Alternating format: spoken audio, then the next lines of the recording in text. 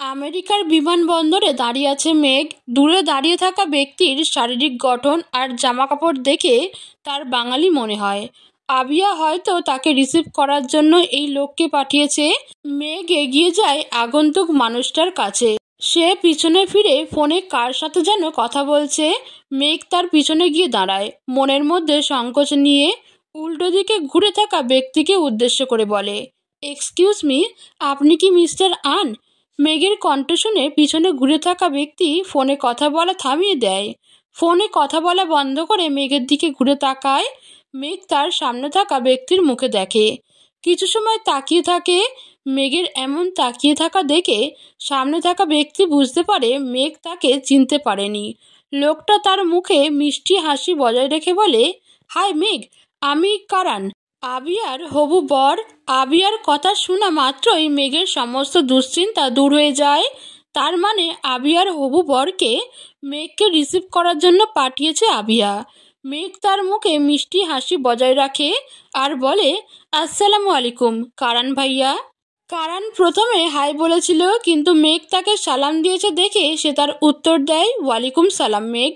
মেঘের মনে পড়ে আবিয়া বলেছিল আর নামে কেউ একজন তাকে রিসিভ করবে, কিন্তু উনি তার নাম কারান বলছে কেন? মেঘ কারানকে জিজ্ঞেস করে, আবিয়া না বলেছিল আর নামের কেউ একজন আমাকে রিসিভ করতে আসবে, কিন্তু আপনার নাম তো কারান।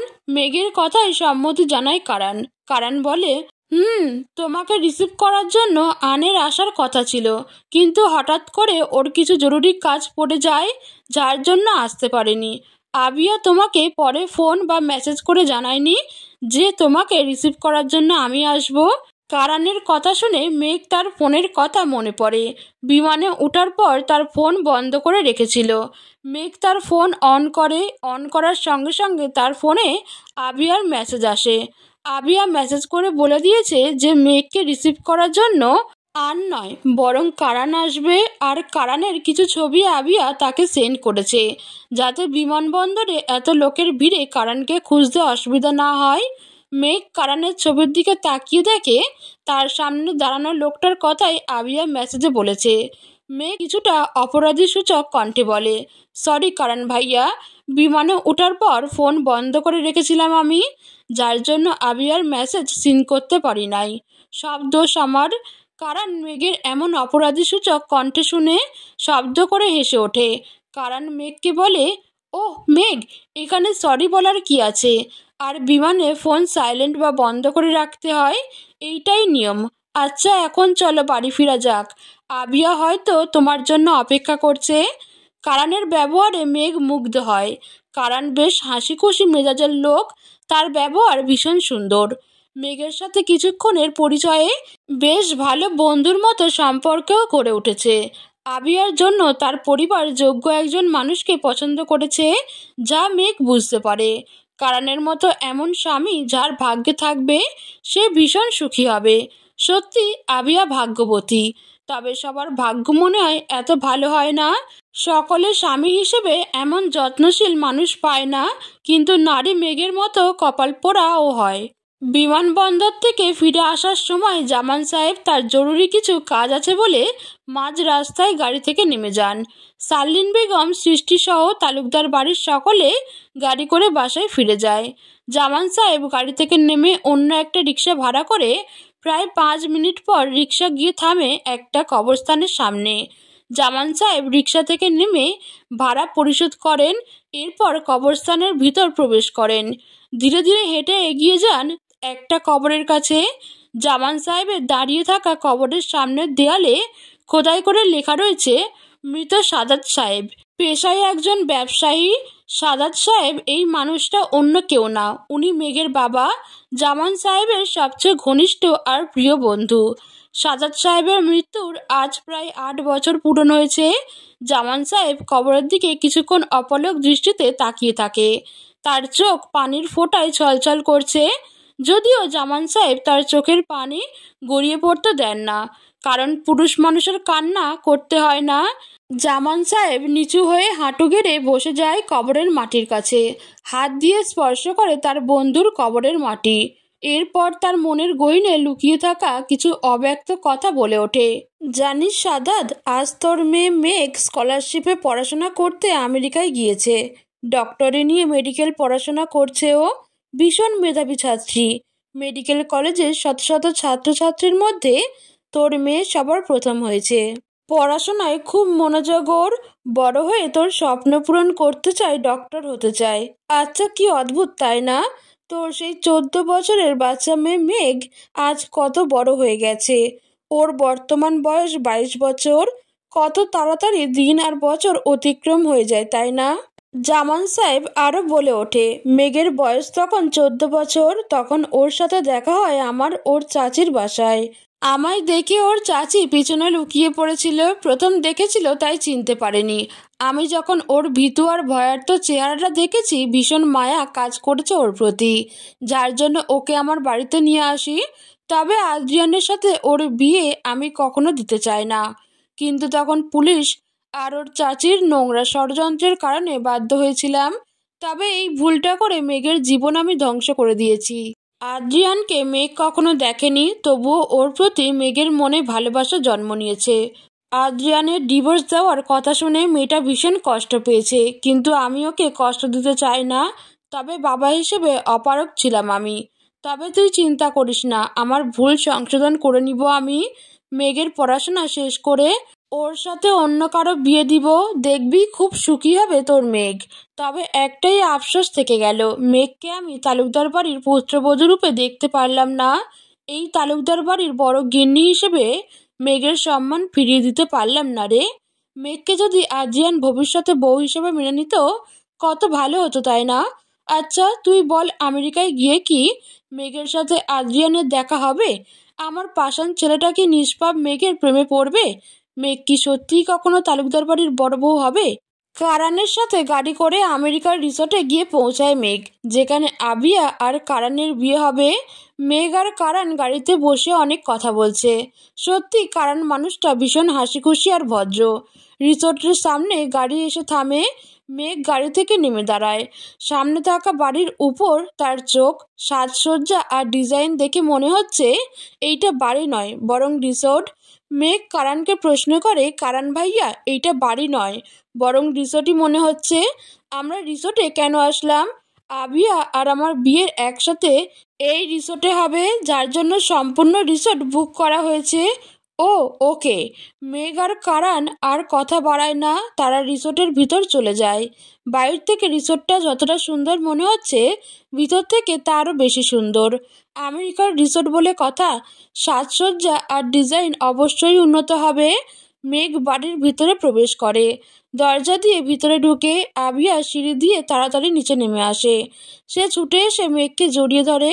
মেঘও এতদিন পর তার বন্ধুকে দেখে আবেগপ্রবণ হয়ে যায়, তাই আবিয়াকে জড়িয়ে ধরে। আবিয়া বলে, মেঘ তুই জানিস তোকে আমি কত মিস করেছি। আমেরিকায় চলে আসার পর তোর কথা সবসময় মনে পড়তো। আই মিস ইউ মাই বেস্টু। মেঘ ও আবিয়াকে জড়িয়ে ধরে বলে, I miss you too Abiya. তুই চলে আসার পর ফ্ল্যাটে আমার একা একা লাগতো, কারোর সাথে কথা বলার সুযোগ ছিল না। তবে এখন কিন্তু এত তাড়াতাড়ি আমি যাব না। তোর বিয়ের সব অনুষ্ঠান এনজয় করব। আমার বেস্টুর বিয়ে বলে কথা, তুই যেতে চাইলেও তোকে যেতে দিব না। যতদিন না পড়াশোনা শেষ হবে, ততদিন তুই আমার সাথে থাকবি।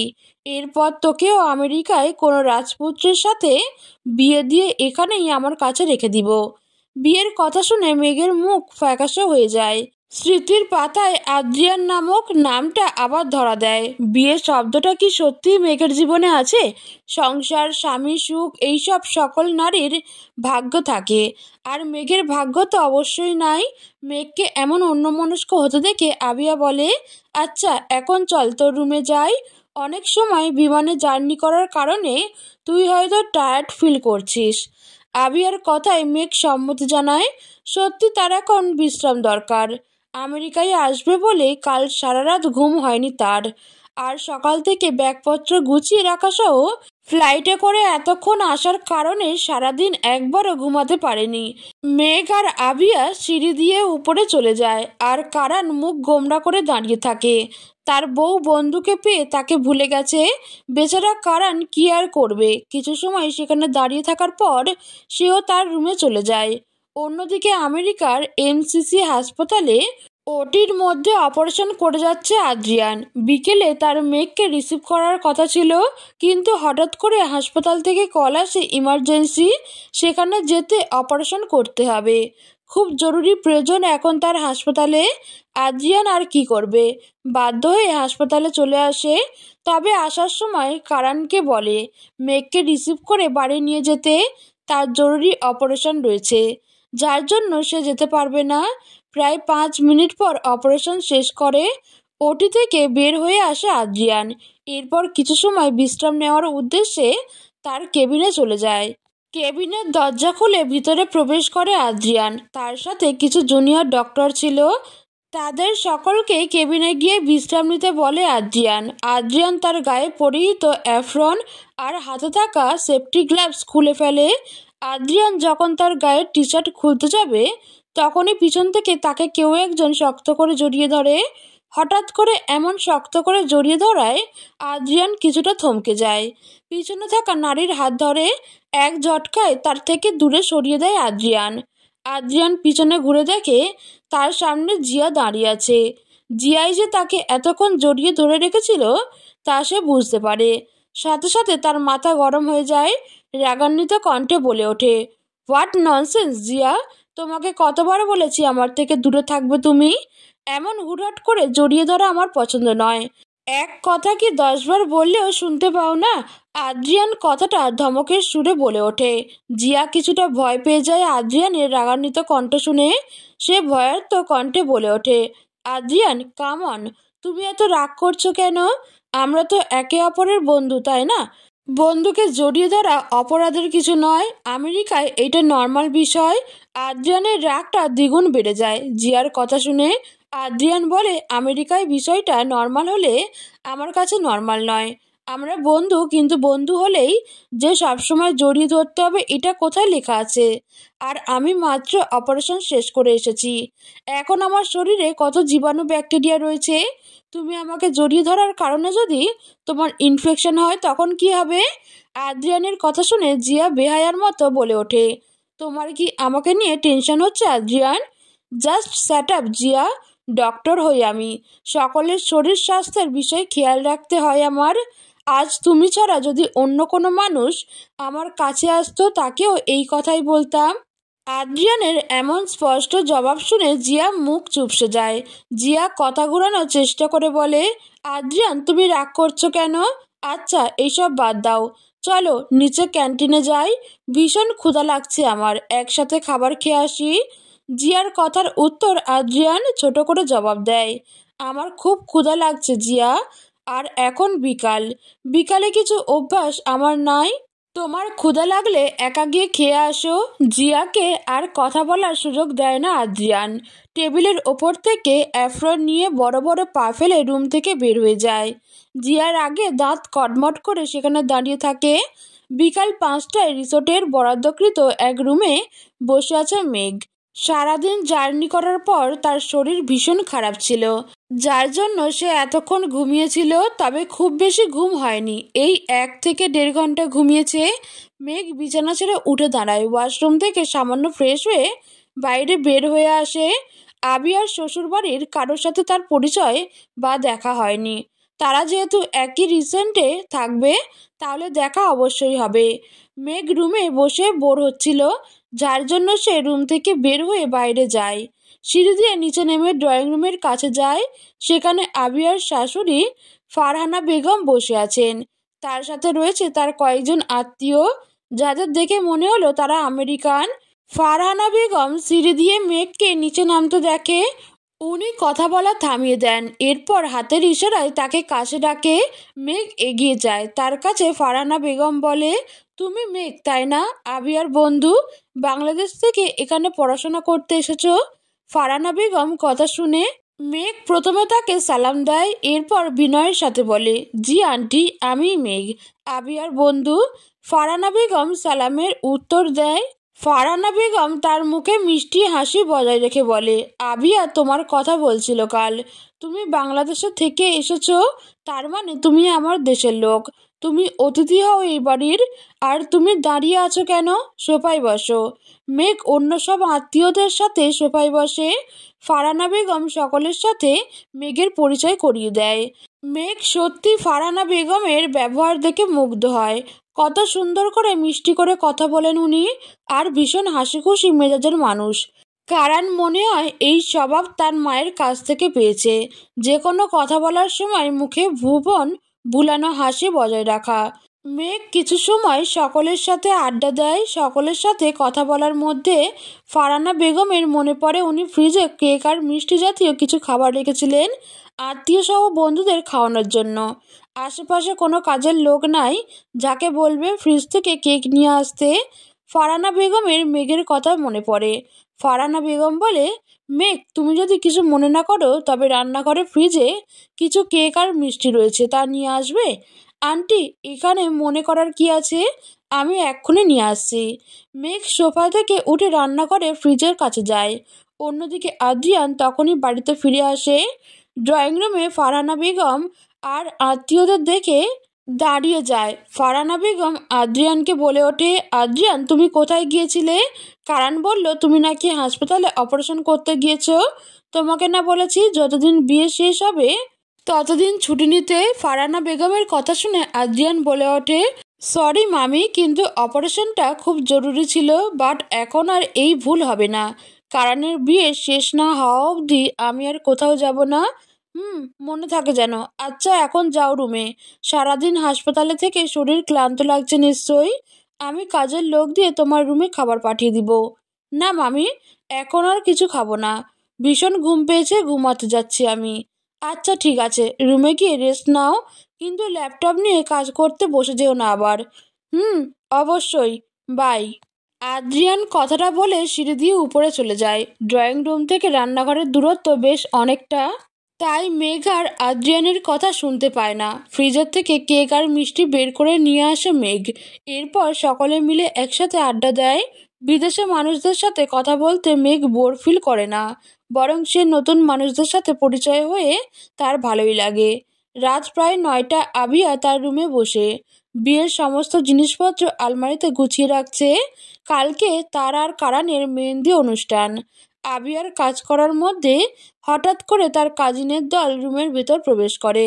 আবিয়া সকলকে একসাথে তার রুমে আসতে দেখে অবাক হয়ে বলে, কি ব্যাপার, তোরা সকলে একসাথে হঠাৎ আমার রুমে কেন এসেছিস? কাজিনরা সকলের বায়না সুরে বলে ওঠে, আপু, কাল কি তোমার আর কারান ভাইয়ের এঙ্গেজমেন্ট হবে না? শুধু কি মেহেন্দি অনুষ্ঠান হবে? কাল কারান আর আবিয়ার মেহেন্দি অনুষ্ঠান হওয়ার কথা ছিল, কিন্তু ফারহানা বেগম নিষেধ করে দেন, কারণ কারানের বাবা নির্ঝর সাহেব ব্যবসার কাজে কয়েকদিনের মধ্যেই বিদেশে চলে যাবেন। কাজটা খুব জরুরি, তাই বিয়ে অনুষ্ঠান সব তাড়াতাড়ি শেষ করতে চান উনি। আর আবিয়াকে যখন তার পাত্রী হিসেবে দেখতে গিয়েছিল তখন ফারহানা বেগম আবিয়ার আঙুলে আংটি পরিয়ে দেন। তাই এখন আর নতুন করে এঙ্গেজমেন্ট করার প্রয়োজন নাই। আবিয়া বলে, না, কাল এঙ্গেজমেন্ট হবে না, শুধু মেহেন্দি অনুষ্ঠান হবে। তাছাড়া মা আমাকে পাত্রী দেখার দিন আংটি পরিয়ে দিয়েছিলেন, এখন আবার এঙ্গেজমেন্ট করার কি দরকার? কাজিনরা সকলে জবাব দেয়, কিন্তু আপু, সেটা তো ফারহানা আন্টি আংটি পরিয়ে দিয়েছে তোমাকে, কারান ভাইয়া তো দেয়নি। আমরা চাই কারান ভাই তোমাকে প্রপোজ করুক, তোমার হাতে ভালোবেসে আংটি পরাক। না, এখন আর এটা সম্ভব নয়। মা যখন নিষেধ করেছে এখন আর এটা সম্ভব নয়। আবিয়ার কোনো কথা কাজিনরা শুনে না, তারা তাকে জোর করতে থাকে যেন কারান আর তার এঙ্গেজমেন্ট হয়। কারান যেন তাকে আংটি পরিয়ে দিয়ে ভালোবাসার কথা বলে। প্রায় 1 ঘন্টা পর আবিয়া রাজি হয়। কাজিনরা সকলে মিলে একটা পরিকল্পনা করে। আবিয়া প্রথমে রাজি হয় না, পরে সকলে তাকে বাধ্য করে। আবিয়ার কাছে সকলের পরিকল্পনা খারাপ মনে হয় না। পরিকল্পনা অনুসারে আবিয়া কারানের ফোনে একটা মেসেজ দেয়। মেঘ তার রুমে বসে পড়াশোনা করছিল। কালকে থেকে যেহেতু আবিয়ার বিয়ে, তাই সে পড়তে পারবে না। মেঘ যখন পড়াশোনা করছিল তখন তার রুমের দরজায় নাড়ে কারান। মেঘ টেবিল থেকে উঠে দরজার কাছে যায়। দরজার বাইরে কারানকে দেখে মেঘ বলে, কারান ভাই, আপনি এখানে কিছু বলবেন? কারান বিচলিত কণ্ঠে বলে, মেঘ, তুমি আবিয়াকে দেখছো? ও কোথায় জানো? না, আবিয়াকে দেখিনি আমি। ও কোথায় মানে? আবিয়া ওর রুমেই আছে। না, আবিয়াকে কোথাও খুঁজে পাওয়া যাচ্ছে না। কি? একটু আগে আবিয়া আমায় মেসেজ দিয়েছিল। ও নাকি আমার উপর রাগ করেছে, তাই রিসোর্ট ছেড়ে চলে গেছে। এখন যদি ওকে খুঁজে বের করে ওর রাগ না ভাঙাই, ও নাকি বিয়ে করবে না আমায়। কারানের কথা শুনে মেঘ অবাক হয়ে যায়। হঠাৎ করে আবিয়ার এমন করার কারণ বুঝতে পারে না সে। মেঘ বলে, কারান ভাইয়া, টেনশন করবেন না আপনি। আবিয়া হয়তো কোনো বিষয়ে আপনার সাথে রাগ করেছে, রিসোর্টের আশেপাশে কোথাও গিয়েছে হয়তো। আমি খুঁজে দেখছি। কারানের কথা শুনে মেঘ আবিয়াকে খুঁজতে বের হয়। কারান আদ্রিয়ানকে বলে, আবিয়ার রাগ করার বিষয়টা। কারান আর আদ্রিয়ান এখন একসাথে আবিয়াকে খুঁজছে, কিন্তু অনেক সময় ধরে খুঁজে না পাওয়ার পর আদ্রিয়ান বলে, কারান, তুই বরং রিসোর্টের বাম পাশের দিকে খোঁজ, আর আমি ডান পাশে যাই। ওকে। আদ্রিয়ান আর কারান আলাদা হয়ে আবিয়াকে খুঁজতে থাকে। অন্যদিকে মেঘও রিসোর্টের সব জায়গায় আবিয়াকে খুঁজে যাচ্ছে, কিন্তু কোথাও পায়নি। তাই রিসোর্ট থেকে বের হয়ে বাইরে খুঁজতে থাকে। প্রায় 20 মিনিট পর আদ্রিয়ান একটা জায়গায় এসে পৌঁছায়। মেঘও সেই সেম জায়গায় আসে। অন্ধকারে কিছু দেখা যাচ্ছে না, তবে হঠাৎ আদ্রিয়ান দেখতে পায় সামনে অন্ধকারে এক মেয়ের ছায়া দেখা যাচ্ছে। ও মনে করে এটা আবিয়া। মেঘও দেখে অপর পাশে এক ছেলেকে দেখা যাচ্ছে। মনে হয় এটা কারান ভাইয়া আবিয়াকে খুঁজতে এসেছে। মেঘ এটা মনে করে এগিয়ে যায় তার কাছে। মেঘও অন্ধকারে পা ফেলে এগিয়ে যাচ্ছে। সামনে থাকা আদ্রিয়ান তার কাছে আসছে। মেঘ আর আদ্রিয়ান কিছু সময়ের মধ্যে একে অপরের সামনে চলে আসে। অন্ধকারে কিছুই দেখা যাচ্ছে না, একে অপরের মুখটা অবধি না। মেঘ সামনে থাকা মানুষটাকে কারান মনে করে কিছু বলতে যাবে, তার আগেই সে অনুভব করে তার পায়ের নিচে কিছু একটা রয়েছে, যেন একটা সুইচের মতো। মেঘ কিছু বোঝার আগেই হঠাৎ করে চারপাশটা আলোয় ঝলমল করে উঠল। মেঘের চারপাশে ঝলমল করছে লাল নীল বাতি আর আলোকসজ্জা, যা দেখে সে অবাক হয়ে যায়। আদ্রিয়ানও হঠাৎ করে এমন হওয়ার কারণ অবাক হয়ে যায়। মেঘ চারপাশে দেখে, সে কিছু বুঝে ওঠার আগেই অন্ধকারে আলোর ঝলমলে তার সামনে থাকা মানুষটার উপর চোখ যায়। মেঘ সাথে সাথেই চমকে ওঠে। তার চোখকে সে বিশ্বাস করতে পারছে না। মেঘ শুধু তার অস্পষ্ট কণ্ঠে বলে ওঠে, আ আ আদ্রিয়ান রেদওয়ান।